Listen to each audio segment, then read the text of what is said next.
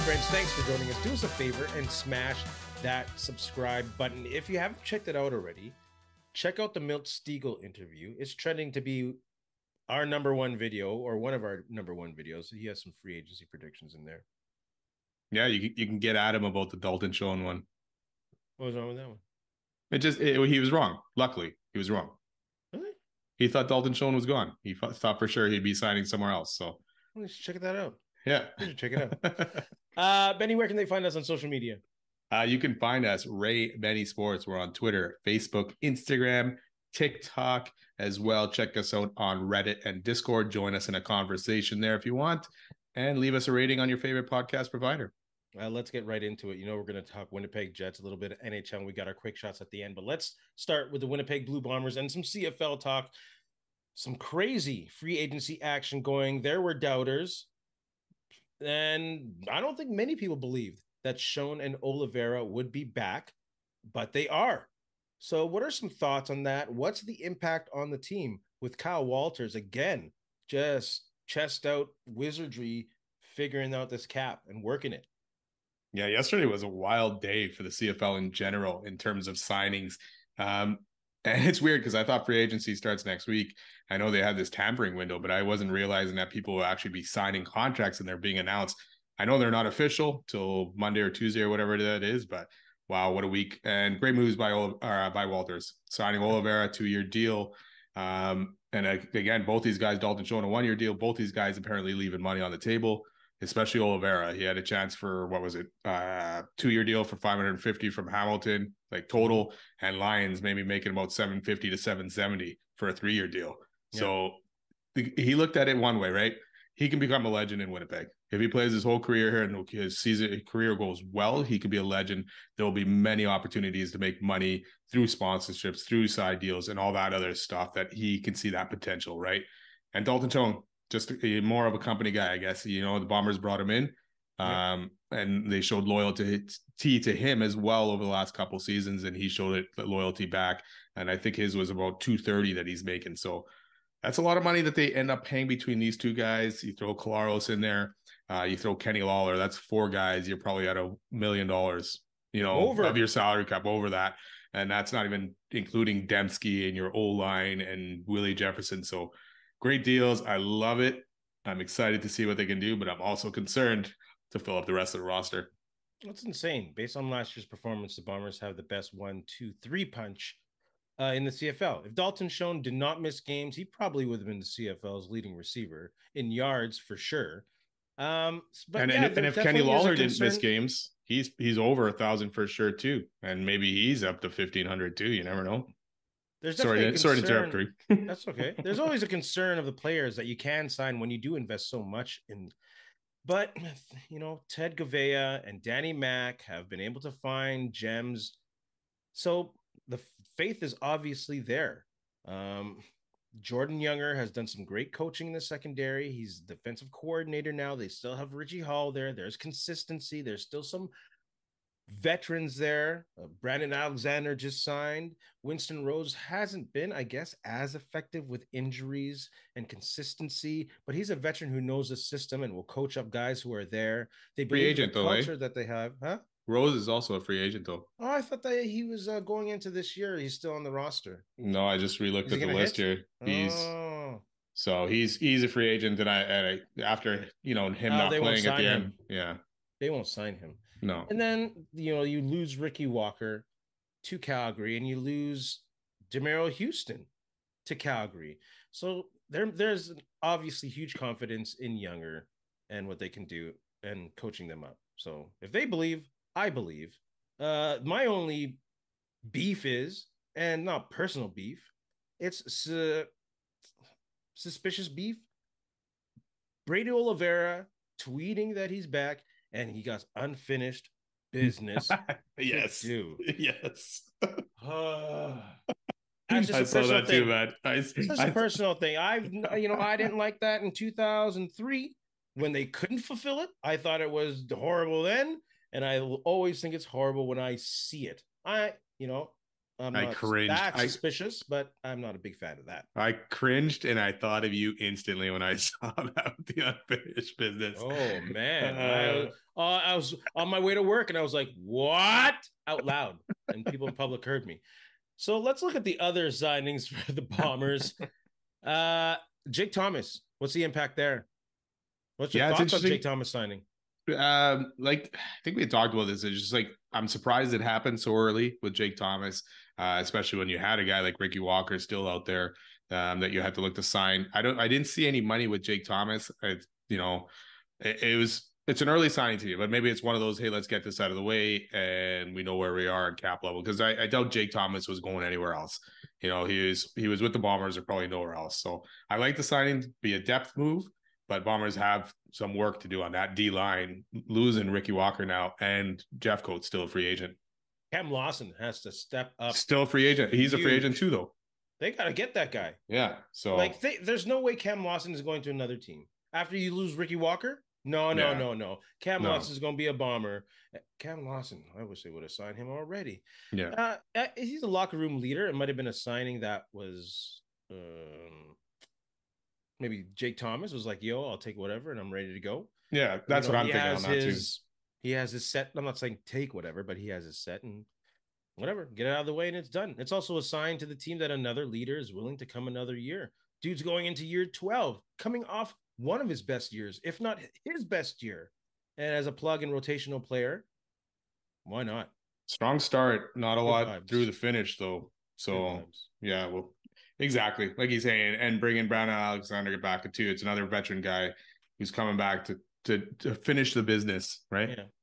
Well, I think like with Jake Thomas too, it's no coincidence that his production would suffer the same as Willie Jefferson's production would suffer without Jackson Jeffcoat on the other end. That whole D line kind of like flattened out a bit. So I don't know how much is that guy gonna get if he 250. It's funny because I haven't heard or seen anything about Jeffcoat. So maybe there's an opportunity there that he's saying that the offers are possibly not out there. That the Bombers could end up snatching him back and bringing him back. I hope so. Chris Streveler. Yeah. The packages they can roll out with this dude will cause headaches for opposing defensive coordinators. Until we see him in game action, I don't know if I can say that he has the skills to be a starter in the CFL. There wasn't much tape in the NFL, but who knows what he learned.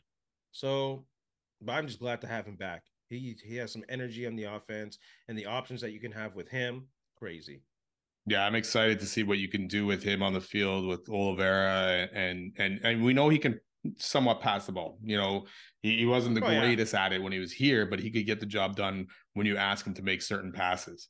So yeah, it'll be exciting to see because now if he's on the field, even on those second and shorts, you got to decide, hey, is it going to go to Oliveira or are you going to take a pounding from Streveler up the middle kind of thing, right? And yeah, I'm excited to see what these guys on offense can do and what the Bombers and Buck Pierce and their offensive staff can draw up for these guys. It's going to be a fun season offensively for sure. And I expect hopefully better than last year, a consistency on this offense. Whereas I think the defense may take a step back. I have faith, like you say, in Jordan Younger in that, but I just feel like they're going to have a bunch more, way more newer guys on defense than they will on offense. So it makes some time for them to gel. So absolutely. Just a double check on Cam Lawson. He was extended on the 22nd of December for 2 years through 2025. Okay. Awesome. Right on. Nick and Noah Hallett. It's great that they have their gunner from special teams. They're the number, especially with Mike Miller going on to the coaching side of things. You have some consistency there, and you have your leading special teams player. Noah was hurt, so who knows? Yeah, good special teams player, adding depth to the defensive back department as well, even at safety too. So yeah, good signings for those guys, and for their team players are high energy guys. Who are giving it every time they're out there on their field. So I'm excited to see them back too. And when Nick was playing safety, he was more than competent. Yeah, did a good job there for sure. Absolutely. Kolinkowski, what are your thoughts on that signing? Yeah, good deal. I can't remember if I saw what the amount was. I believe it's probably just over 100. But yeah, good deal. You got a veteran guy back in there. And now you can either, Leon Dobson can end up taking the guard spot and Tui I don't know. Right now, at right tackle, they're going to be hurt a little bit. That's going to be another spot that they have to figure out. But at least with Kolinkowski, Neufeld, Stanley Bryant back, you got 3 of 5. Depends what happens with Gray, kind of thing, So, but you're also bringing back guys like Liam Dobson from last year that can fill in that spot. So you got 4 good guys right there, right? You just got to figure out that right tackle, which is a very important spot. But yeah, it'll be another position that needs to be filled. It was funny. I posted like, "Hey, maybe Richardson might get a shot." Like, and then 7 hours later, retired. It's like, what? Okay, sure. But Kolinkowski, what a great story for that guy. Like, late CFL rounder, 6th, 7th rounder. He got a Grey Cup with Toronto early. He got a Grey Cup with Winnipeg, but not as a starter. And now, hopefully, he can win a Grey Cup as the starting center. Because I love his grit. Like, I think he's very underrated, even though he was a CFL All-Star last year. Eastern All-Star. Yeah. Eastern? Western? Or Western, Eastern? sorry. Oh, I was gonna say. Sorry. Still back in 90 something. The Bombers aren't moving back yet. Yeah. Ever. Yeah. Ever. They got to get an extra team in the East, but I'm not believing in that thing. Any which way, Kolinkowski, I said enough about him. I love that.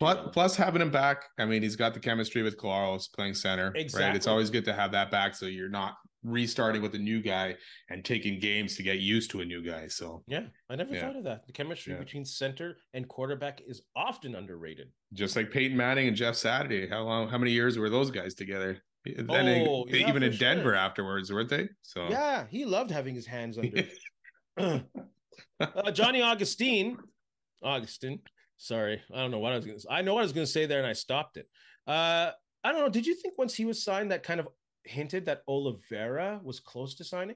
Because close or worried? Yeah, I don't know. Yeah, okay. What did you think when he was signed? A little bit worried, because I figured if Augustine knew Oliveira was coming back, he might try to go somewhere else and try to get a starting position.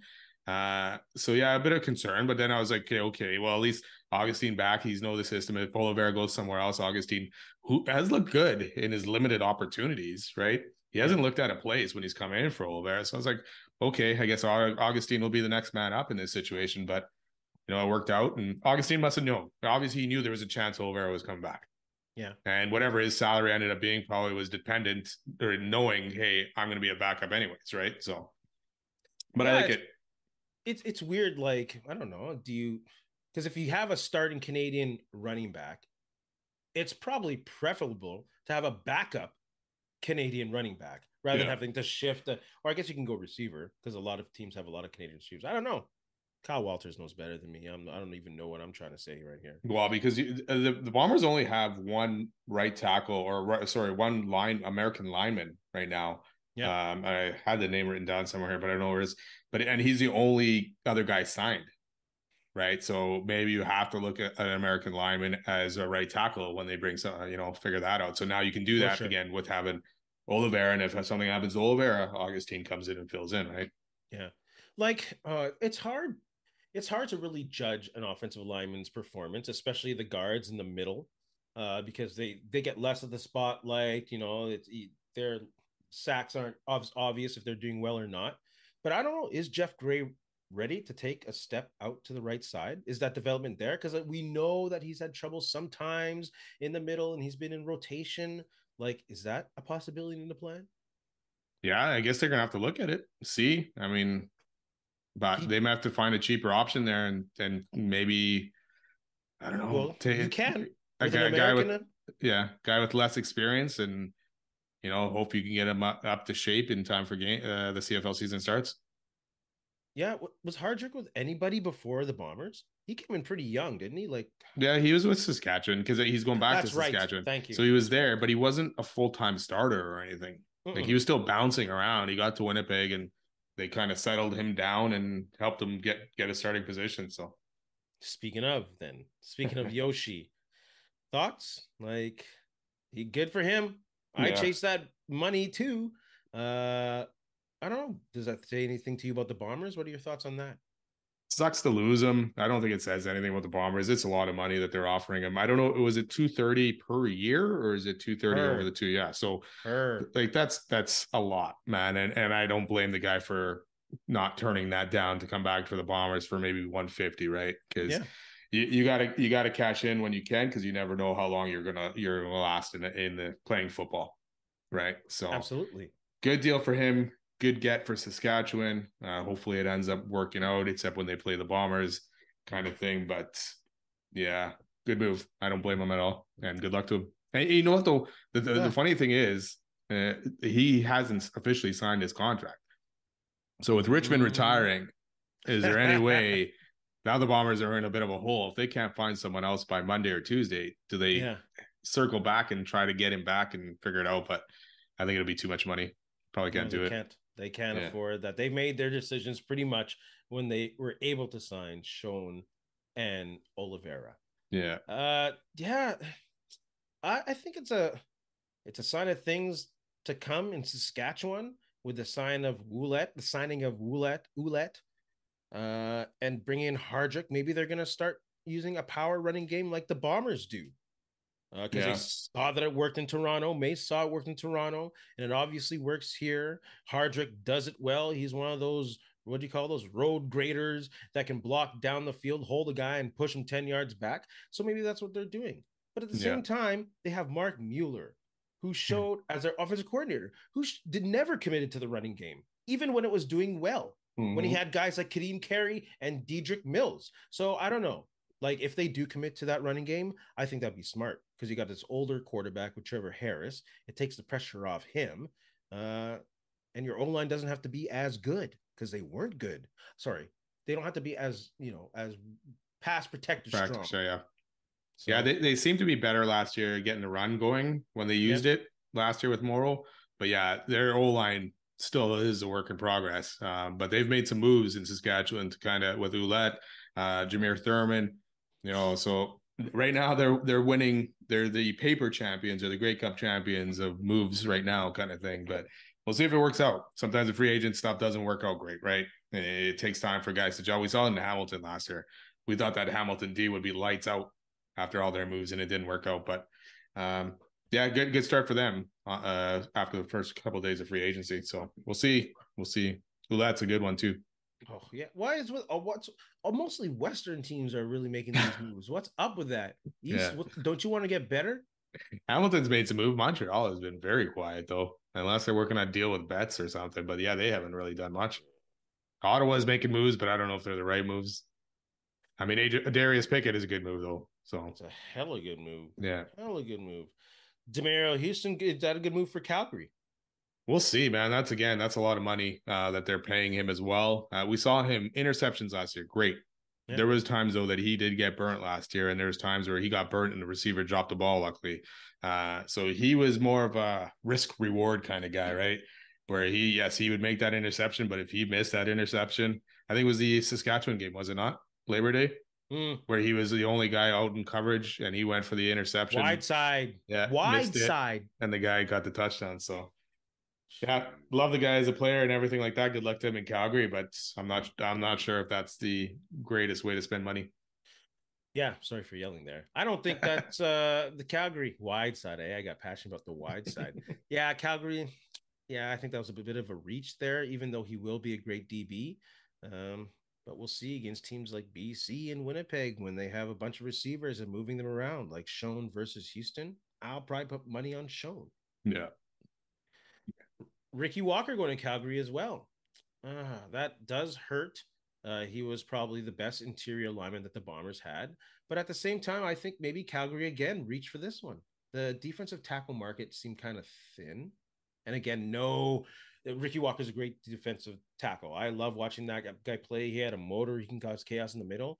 But good for him. Good for him to get to Calgary. And I think the Bombers will find a gem somewhere. Yeah, I mean, I don't know what he ended up getting paid, but there's still a bunch of guys out there, like looking at a free agent list right now. I don't think any of these guys are signed. There's still Sean Oakman out of Toronto, but I mean, these guys are going to be expensive anyways, right? So I don't know if the Bombers can afford to pay one of these guys, and then also their defensive end taking over for Jeffcoat, or if they're hoping Celestin Haba is the guy that could take over Jeffcoat's spot and fill in so that they could save a little bit of money out of that position. But they better make sure that Haba is the guy, because if you have no pass rush, you're going to get killed in the CFL. So yeah, I think you know what? We talked about this dude a couple weeks ago, but if you maybe compare Haba and Kongbo as rotational players, maybe that might be enough to keep enough pressure on that side where teams can't force their pass coverage on Willie Jefferson's yeah, side. yeah, Because we said where can Kongbo go? Where's it gets maybe coming back home? Where he has someone guiding him like Willie Jefferson. He's in the same dressing room with Mike O'Shea and Richie Hall. Now focus the dude. yeah. Younger coach Jordan Younger might be able to communicate with him. So who knows?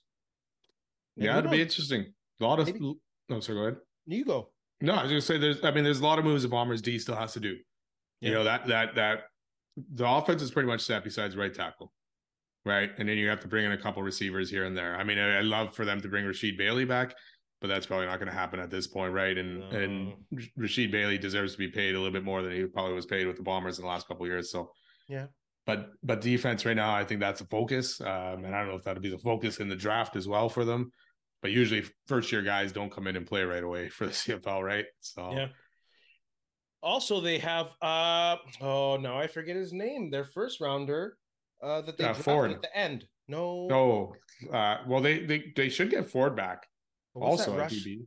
The rush end that they drafted from Saskatchewan. Oh, Last year's draft. yes. And he came into rotation sometimes across the O line. Shoot, Google fans, you'll find it somewhere. I got it right here. Anthony Bennett. Anthony That's Bennett. right. Totally forgot about him. Yes. Yeah.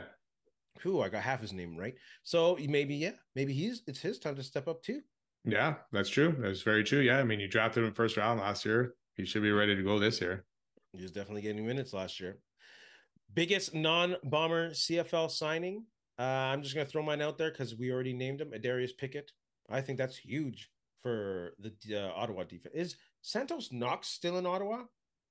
Oh man, because if he is, that's a pretty good linebacker combo. Yeah, he was because he went there from Hamilton, right? Yeah.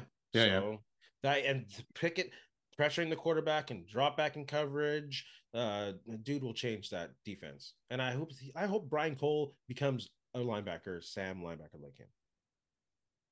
Yeah, that was a great move for Ottawa to get a veteran guy like that and a good player like that, because that Ottawa D at times looked decent last year, but just couldn't finish a job or play a full 60 minutes overall kind of thing.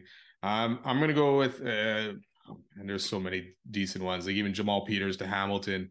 That was a good one. I'm going to take AJ Ouellette to the Riders because it adds another dimension to them in that running game. And like we talked about, if you can get a good O-line and a good passing or a rush O-line, that'll open up some holes for him and make him a tough player to play against. Yeah, that's going to be they're going to have a good running game with Saskatchewan, I think. Yeah, then Shane Bain also re-signed, so they got him back last week or whatever. So and he signed for a good who? Jamal Morrow? No, he's a free agent. So they won't be signing him. No. I wonder where he'll go. I don't know. BC maybe. Well, I know they got Mizell, but they don't use him either. Exactly. Yeah. But would they have used Oliveira? I mean, they re-signed 3 very good receivers. Yeah, and I know the Bombers have 3 very good receivers too, but would Oliveira have even fit in well there with them? Because at least Oliveira knows his role in this Bomber offense, and he knows he's still going to get 10 to 15 touches in a game here. Well, I don't know if it would have been the same in BC or what, but I guess he would have got paid more, but just not the accolades. Exactly. He would have been home either. Let's talk about the Argos in the East. They've been hit hard in that free agency window, whatever it's called. Do you think this will affect them? You think Pinball will be able to pull this one out? Yeah, it's interesting to see what they do with the rest of it. But yeah, they lost Ouellette, they lost Jamal Peters, Darius Pickett, Javon Leake went to Edmonton. Yeah, and Toronto they did sign Devontae Coxey, at least one of their wide receivers, because after trading Curly Gittins, I don't know who else they were really having at receiver there. So at least they got that. But we'll see what they do over the rest of this period, or what Pinball finds in the free agent market, or in the draft and in the States kind of thing. But they got some work to do because they lost some good players here. And then, like we said, Sean Oakman is still a free agent as far as I know. So they got to sign that guy. Yeah. They got to. With all the money that they have open now, he must be priority. They signed Liram Hiralahu. Yeah, welcome back. Heck yeah. Shoot. I remember how long ago were we were wondering where that guy was and hoping that he come back. Wasn't it during the what's his name years? The Hamilton dude now? Leggio, and then before Castillo last year, we were always talking about Liram. Bringing him back, yeah. Hey, Leggio re-signed in Hamilton, so yeah, good for him. Yeah, they good. believe. They believe. Hopefully, the Bombers can bring back Castillo now. Considering he has really no other options in this league unless he wants to go to the USFL or XFL merger thing there. So yeah, because they don't have a lot to spend at certain positions. So Castillo is probably going to have to either not take a raise or take a bit of a pay cut to do it too. So yeah, it's true. But yeah, like you said, his options are limited in the CFL. There's one option. Literally one option. The Bombers? Yeah, that's it. All right, just checking. I was like, who else? The Bombers. Let's move on to some Winnipeg Jets talk, brought to you by Fahrenheit Airbrushing. Stand out on the ice, pavement, or the field with a custom airbrushed helmet or goalie mask. A local Manitoba business with affordable solutions for any project. Check out Fahrenheit Airbrushing on Facebook or call them at 204-891-7431. Tell them. What happened? You were supposed to say that part. Oh, right. We haven't done this a bit. Tell them Ray and Benny sent you. There we go. Let's just pretend it went perfectly. We'll get it right next time. Yeah. We didn't even talk about it before. Let's talk about the Pens game. Jets lose 3-0. A little bit of drama. Special teams. They got blanked. What can I say, right? Like... yeah, something about the combination of Tristan Jarry and the Pittsburgh Penguins don't go well for the Jets. Like in 26 games since the Jets have returned to Winnipeg, they've won 6. And Jarry is 5-0 against the Jets, 2 of those being shutouts. That's wild. That is wild. And again, got shut out. 4 losses in a row now, which is not good for the team. Have not looked good. Power play was 0 for 2 again. They got burnt on the penalty kill, giving up 2 goals on the penalty kill. And I know we're going to talk about this probably a little bit later, but we might as well throw it in here now because the biggest play of that game was the Dillon hit on Noel Cherry, which ended up being a 5-minute major where Pittsburgh ended up scoring 2 goals. So that was the biggest difference of the game there. And the Jets could not find the back of the net, 5-on-5 or power play. Yeah. And of course, the goal that they had was called back or canceled, or what do you call it? Whatever. No goal. Same thing. No goal. On an offside. And it was an offside. But, you know, it's been one of those goals that could have changed the tide of the game. Because it wasn't like they were getting their ass beat, especially 5-on-5. They just can't put anything in the net. 3 goals in their past 5 games. 11 in their past 8. That's not good. No, they scored 4 goals against the Islanders. They're how many games back? And they haven't scored more than 2 in a game since then. And they've been shut out 3 times now in their last 7 games. You know, and in other games, you scored 1. You scored 1 against Boston. They scored 2 against Toronto. And I think there's another game with only 1 as well. Or Ottawa, they beat 2-1 kind of thing. So, something's got to give there. And I know guys were injured. You know, Connor got back. Scheifele went out. So now those 2 are finally back together, and Scheifele's got to get up to speed. You just brought in a new guy in Sean Monahan to get used to the other 2 guys, Ehlers and Perfetti. So it might take a couple games for these guys to get back in force, but they don't have a lot of time to get back into it and start potting some goals here. No, it's not looking strong right now. They're all out of sync. I don't know. Like I don't coach hockey. I can tell you fundamentally exactly what is wrong with this team. They're just not all on the same train right now. No, and that's all I can say. And the 5-on-5 goals, obviously, you know, the power play still sucked then, but you got 5-on-5 goals, so you could kind of be like, okay, power play will get it going at some point, right? 5-on-5 goals have kind of dried up. This is where that power play, it's really hurting them now, not being able to score on the power play because you're not getting that other scoring from anywhere else. Yeah. And at this point, it's like, we're almost 50 games into the season. This power play has got to be figured out. I know now you got Sean Monahan that you brought in, and they're thinking he's going to help fix it. But if he doesn't, things got to change there. And the Jets' loyalty to coaches in certain situations is going to rear its ugly head here. If you got, who is it, Lauer that does the power plays? I'm not even sure. But if he's the cause of the problem, you got to look at a different direction, or you got to say, hey, man, you got to change this and figure it out, because this is going to end up, it's cost them games. It's going to cost them more games.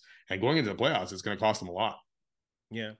As a Steeler fan, I am dull to moments like these. I watch Matt Canada run an offense for multiple seasons. So whatever. They're not going to give up on the dude for some odd reason. They're going to live or die with him, and they are dying on special teams. So you talked about that Dillon hit. So let me scroll down the screen here and talk about the suspension. He got 3 games. I don't know. Like, I get it. You have to protect players. I understand that. Other players have to be aware of other players on the ice and maybe take a little more caution. But come on. If I look at it in slow motion, yes, it's horrible. He smoked him in the head. But also players have to be aware. This Akari guy, sorry, I can't pronounce his name Achari? right. Achari, I think it is. Thank you. Is that Italian? I don't know, actually. Maybe. But that dude was looking to chip the puck. He reached, his head was forward, and Dillon was going also for the puck and the man. Like, I don't think he targeted his head. I think they do have to keep into consideration the player putting himself into a vulnerable situation. It was a horrible hit. The helmet popped off. There was blood, but there was also a very situational hit. Do I think Dillon was targeting his head? No. But I get the suspension because you have to do it because it looked horrible on TV. Yeah, I don't know if Dillon was targeting his head, but Dillon hit his head full straight on, nothing else. That's all he hit. I didn't like the hit. I felt like Dillon could have possibly done something different. I get it that Achari's reaching forward to knock the puck, and it is a lot lower than he normally should be in that situation. But I mean, that happens in a game where you're doing that, and it's up to the other player to realize that. And to me, he just right to the head, straight to the head, flips him, helmet off, stick breaks even. Yeah, there's blood. It was not good, and I have no problem with the 3-game suspension here to Dillon at all. Those are the kind of things I hate seeing. I want to take him out of the game. Even, like I said, I agree with you on the fact that Dillon probably did not intend to hit him like that in the head, but he did it, so he's got to pay the price for it. I don't know what people propose this dude do differently, though. He's playing aggressively to the puck. And this guy... But I don't know if he ever... I'd have to watch it again because I'm trying to remember when I watched it. I don't remember him ever trying to even get to the puck. He's definitely going towards the puck. You see him put his stick... you see him actually put his stick out towards where the puck is. He followed through big time on that freaking hit. There was no slow up. There was no slow up at all, or no attempt to slow or stop. He had time. No, you don't have time. Like, you watch it in slow motion, he has time. I watched it in both slow motion and fast motion. He did not have time. Yeah. Like, it's right against the wall. I don't like it either. It's very dangerous. Yeah. But I think he was playing a physical game. And the rules say, in regards to headshots, if the player puts himself in that situation, you have to consider that. And yes, they probably did consider it. That's why they only gave him 3 games and not an in-person hearing. Horrible. Hey man, at least you get to watch Logan Stanley for 3 games. Phone call is 3 games. I thought it was an in-person one. No, 5 or less is phone call. Anything, if it's going to be possibly over, then you're in person. Don't even get me started on the inconsistencies of this player safety garbage group. Yeah, I mean, there's nothing there. I mean, that suspensions in the NHL are a gong show. It's like, let's throw a dart and see what happens. Exactly. Let's look at the week ahead. Jets have the Flyers on Thursday, Pens on Saturday. What are some thoughts on games? What do they have to do to win? Will they win? Will they sweep? Who are you looking to step up? Yeah, we kind of talked about this, like the fact that the power play, right, hasn't been good. That needs to step up here in this situation. We need to get these guys going. They're NHL players. We can talk about, hey, they're off. They need to get their legs going. Kyle Connor has only scored an empty net goal since he's been back. and has missed a lot of opportunities in front of the net. But now it's time for him to start finishing those opportunities. So I look to him to step it up. It's going to be tough on the power play against both these teams because both these teams are very good against penalty kill. Number 2 for the Flyers and number 11th for Pittsburgh. So not as good, but still over 80%. So the Jets are going to have to figure that out quick. And Scheifele, again, another guy, let's get your legs back. He hasn't been scoring much even before the injury kind of thing. So he's got to get it going. This second line with Sean Monahan, Perfetti, Ehlers, Perfetti has gone really cold over the last whatever it's been, right? Month or so.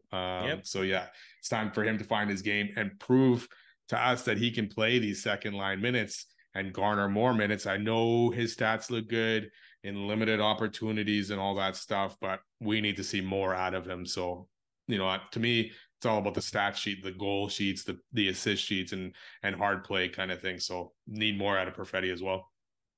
Yeah, I see the Jets losing these next two.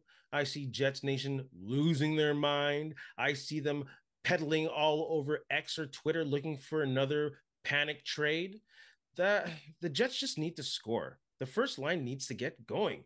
Velarde needs to. Where is that dude last game? He needs to get back to form. He was such a physical force. He was a trouble to deal with in the corners. He was solid in front of the net, and we didn't see much of that in the Pens game. Not saying that's been a continuous thing, but it's been there pretty much during this 4-game losing streak. And they have to step up that physical game against the Flyers. They're going to come. The Flyers are going to come with the forecheck. They're going to come with the bottleneck in the neutral zone to back up that forecheck. And the Jets really need to get their back end for some offensive push. I don't know if they're just depending on their forwards or if they lost their rhythm there, or they need to find a different way to rush up the ice. But they need to find a way to get their defensemen a little more. Maybe they need to stretch pass a little more. Go for those deep passes. Try to use Ehlers and Connors off the boards. I don't know what they got to do, man. I'm not a hockey strategist, but they got to change something and open it up. You know what I'm saying? Because it's horrible. Yeah, and they play person. They're playing this person goalie again. Son of a gun. Because their loser goalie got in trouble with that garbage. Hockey Canada. Anyway, sorry. Yeah, I agree with that. And the Flyers are stingy. Like when we went to that game, it was a few weeks ago when they played them, the Flyers are stingy with their opportunities. I know the Jets had a lot of shots in that game, but there wasn't a lot of quality kind of thing. And they did. Velarde had some good chances, but there wasn't a lot there. And Ersson stopped them, stolen them cold. Philly won last night against Florida, but they had lost 5 in a row before that. So hopefully they can jump on that. But Philly is a tight defensive team. Tortorella plays that well. And yeah, they've only given up. They don't score a lot, but they're 10th in goals against in the league. So that'll be a tougher one. I expect them to be able to beat Pittsburgh, though, on Saturday. Pittsburgh plays Mini, the Wild, with Declan Chisholm maybe in the lineup on Friday. So it's a back-to-back for them coming into Winnipeg the next night. So that'll be a tough game. Again, Pittsburgh, 3rd in goals against. So they don't give up a lot of goals. And like you say, Tristan Jarry's had his way with the Jets sometimes. So hopefully the Jets can pull that one off. And that's one of the two.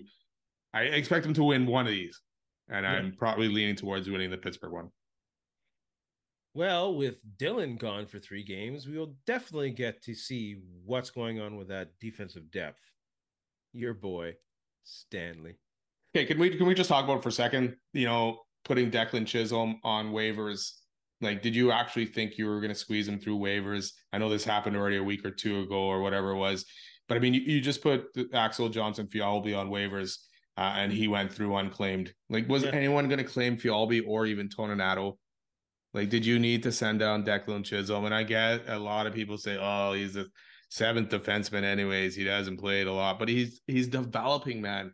He's developing. He could have been a low-cost guy on your back end for the next couple of years. I don't know. I don't understand it. You're developing these guys and then just tossing them away, but yet you keep Logan Stanley for so long to wait to what? What are you still looking for on this guy? We're gonna see over the next 3 games, but come on, man, enough. Nobody knows. Only Johnny on Facebook, Johnny Chi, knows why they're keeping Logan Stanley. Boy, that guy loves Logan Stanley for some reason. I have no idea why. Banking on that last RFA year to break out. My God. So let's talk about some Do the Jets need to make other moves, other trades? Was the Monahan trade good? Thoughts on that? Yeah, it's a good trade because they didn't give up much. How much does it change this team? I don't know. It'll be all for naught if he gets injured again. That's Yeah. for sure. Uh, and he's good at face-offs. And I had a great conversation at work with Hacksaw Duggan about like really how The actual fundamentally does Hacksaw it Duggan? change the face-offs? Hell, ho! How does it For change real, is the that guy? team? Why not? You You don't think I actually know people? you Shoot. actually had a conversation with him about the Jets. Talking hacksaw and Duggan with one ear that way or one eye that way, one ear the other. No, no, no. Wild. This dude has the last name Duggan I work for. Any which way. We work together. Any which way. Got talking about nonsense. What were we talking about? See, now you lost me. Sorry, man. Hacksaw Jim Duggan shit. You had to you pursue lost that. you lost me God, when you said that. I thought with legit you were Monahan. working with him. Yes. And with Monahan, imagine that guy working in the theater. Oh my God. We wouldn't know his lines for nothing. Oh, Monahan. Exactly. That's your only line, bro. Monahan. I don't know how much that changes. Like you win maybe one or two faceoffs more in a game. How does that change your power play? How does that? I don't. It's there. It's a move, and they got him for a good price. So why not? yeah. I mean, a lot of people don't really care too much on the stats on face-offs and all that stuff. But yeah, he's good at face-offs. He's not very good defensively. I like the move. I mean, it's a first rounder. It's a first rounder for a guy that you're going to wait 4 to 5 years to develop, anyways, right? For the most part, because it should be a late first rounder. You made a pact kind of with Shifley and Hellebuck signing them for those deals that you're going to give her and go all out as much as possible, right? So there wasn't a lot of options there unless somehow you were going to sneak Giroux or something out of Ottawa. Mm. But Monahan hopefully helps the power play out and gets that going a bit. Didn't help yesterday, but it's his first game. But yeah, like you say, injuries, a lot of injuries with this guy. So I am worried about that and concerned about that. He had some good seasons point wise, and he seemed to be doing better in Montreal. But he was also playing a lot of minutes and a lot of power play minutes in Montreal. Now he's going to be relegated to that second line role. And sometimes that second line is going to play less than the third line, which is the Lowry line. So Yeah. we'll see what he can do. It adds depth at least to that second line center to that center group. Because when Shifley was out, it struggled big time. So now you got Nemeskov. You got a decent center group. Nemeskov's back on line 4, Lowry on line 3. So hopefully they can get it done, and then we'll see. But the only thing is, if you want to trade for a defenseman, like there's rumors about Tanev, there's rumors about Sean Walker in Philadelphia. Both of Please. those are going to probably cost at least another first rounder, unless somehow you can get them to take Montreal's second rounder, which they traded for, or which they have, right? Because that should be a high second rounder, right? So we'll see what they do there. But I don't know, is Sean Walker an improvement? Who do you take out of the lineup if you do Sean Walker? Schmidt, I guess. Oh yeah, Yeah, I guess so. for sure. Yeah. My goodness. Um, Concerns of this 4-game losing streak. Can the Jets pull out of it? There is concerns for sure. Am I thinking it's going to be the same as last year? I don't know, but I mean, we're obviously we have that PTSD from last year, and the last couple of years of the second half of the season's gone down the hill. Even back in what was that 2018-19 season, right when the Jets were supposed to go back to the conference final and win the Stanley Cup that year. Second half of the season was a nightmare. Last year was too. So you got that in your mind, and once the Jets lose 4 in a row here, it's coming out. But like we talked about, shutout 3 times in their last 7 games. They haven't scored more than 4 goals since the Islander game. Colin O'Connor 1 goal lately and into an empty net. Power play is still terrible. PK is still suspectable. I didn't even say that right. They, because they played well in some games. So yeah, it's a concern. Would you look at putting Shifley, Velarde, and Ehlers back together because they played so well before, or would you let the lines roll the way they are for a couple more games? Kind of want to see Connor Shifley Ehlers. Connor Shifley, Ehlers. So not even Velarde up there. I wouldn't mind seeing Perfetti, Monahan, Velarde. Yeah. I think that second line needs a little more physical punch. I think that someone needs to open the ice for Perfetti a little. I think that guy's being bullied a little too much, and I think Velarde can do that. So I'd love to see him on the second line, even though he's showing his stuff on the first line. But maybe that just might shake things up. So that's my answer. Yeah, I wonder how long he will keep, like if they struggle to score early in tomorrow's game, if he'll, bring out the blender and switch lines up quickly, or if he'll give it another full game to see what these guys can do together. Because we haven't seen Scheifele, Velarde, and Connor together, really, right? Yeah. Because Velarde got hurt early, then Connor, and now Scheifele. So exactly. they're finally back. You might have to give them a couple of games to get it going, but unfortunately, on a 4-game losing streak, you got to get things turned around fast, man. Yeah. There's so many things that they have to. But still, I have hope in the Winnipeg Jets. It's a little bit of a snag. I have concerns, but I'm not going back to last year or I'm not thinking about that at all. I think the removal of PLD, I think Bonus has the room a little more. I think Scott Arniel has the room a little more. So I won't go back to that. Maybe when they hit 10 games, maybe. But it's the one interesting thing is, I mean, they were top of the league, right? The Jets were top of the league, and that's slowly been fading. Right now, you're 8 points behind Vancouver for that top spot. Or sorry, 8 points behind Vancouver for that top spot all of a sudden. And so they've been dropping while these other teams are continually winning. Like Vancouver's 8-0-2 in their last 10. Yeah, did you see Lindholm scored 2 in his first game with them? Yeah, so there you go. First game, Lindholm scores 2, Monahan, and the Jets get shut out. So, sorry, friends. Jets fans, put your comments below. Don't forget to visit Fahrenheit Airbrushing. Did I miss anything? Nope. Dude, we're going into quick shots then. What's your top 3 Canadian NHL power rankings? Well, speaking of one, is Toronto. Or sorry, not Toronto. Vancouver, speaking of them. Well, I was just looking at Toronto right now, and it just popped in my head. So Vancouver, Winnipeg, and Edmonton, who was on a 16-game winning streak until losing last night. Those are my top 3. Dang, I got Vancouver, I got Edmonton, and I got Winnipeg. Should the CFL have a Pro Bowl type weekend? Yes. They need to market the game. They need to attract new fans. I loved how the NFL profiled the youth flag football. Grow the game, use the event to grow the relationship with the CFL and Football Canada. Yep, totally agree. I mean, that would help you grow the game. I'd love to see even a skills competition kind of thing after the season's done. I mean, you'd have to probably do it in Toronto or BC, but yeah, that'd be a great thing for the league. It can't hurt. No, and why not do it in Toronto? You need to grow the game there. Yeah. Make it like almost a free event. Yeah. Speaking of domes, Montreal Olympic Stadium getting a new roof. Good? Holy shit. 870 million? That is crazy for a new roof. But if it brings in the stuff that they are talking about, bigger concert events and all that stuff that'll make them tons of money, yeah, great move. The only thing is it's closed for 4 years, so it'll be a long time. What a clown show. Yeah. No, it's not a good idea. They should have just demolished that thing for $2 billion. Because by the time they finish construction and all the delays, it'll probably be 1 billion dollars. Yeah. It's not good for concerts. The acoustics sucks and the sight lines suck for any sport. The soccer won't play there. They're not going to get another baseball team. Grey Cups don't need 60. I don't know what they're doing in Montreal. Just why don't they build condos over it? They're thinking about Taylor Swift concerts. Oh, yeah, that's going to sound good when half the crowd's leaving because they don't know the words coming out of her mouth. Biggest coordinator signing in the NFL. Wow.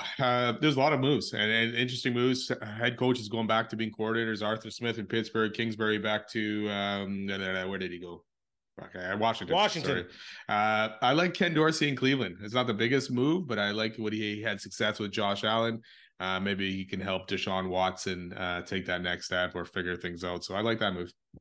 Arthur Smith of the Steelers. Of course, I'm a homer, but I think this is what they need. They need a coach who has a proven power running game and can lead an offense with an okay quarterback. Super Bowl predictions with the score. I guess I'm going to be a homer on this one. I got to pick the Niners, man. Let's go 24-17. I'll go Chiefs 24-21. Hopefully you're wrong. Well, hey, for your happiness, I'll cheer for the 49ers any day. It's all Thanks, good, buddy. Man. Oh, I got love. There's no hate about this. Benny, you got anything to say to our friends, 49er friends, all them friends? Go Niners. You know what? Thanks a lot for listening. Have a good week. And remember, go check out our Milt Stiegel interview. And once you're there, listen to all the rest of the Bombers talk. And we're going to work on bringing some more guys out to you in interview form here as well. Watch the Milt Stiegel interview and tell us which GM tried to trade aggressively for Milt Stiegel and even went illegally to do it. I'm not lying. It's true. Yeah, the story's there. It's Check true. it out. And in the famous words of LeVar Burton, we'll see you next time. Hey, friends and neighbors, don't forget to check us out online on Facebook, TikTok, Instagram, and Twitter at Ray Denny Sports. And don't forget to check out our YouTube channel. Leave a like, leave a comment, tell us what you think.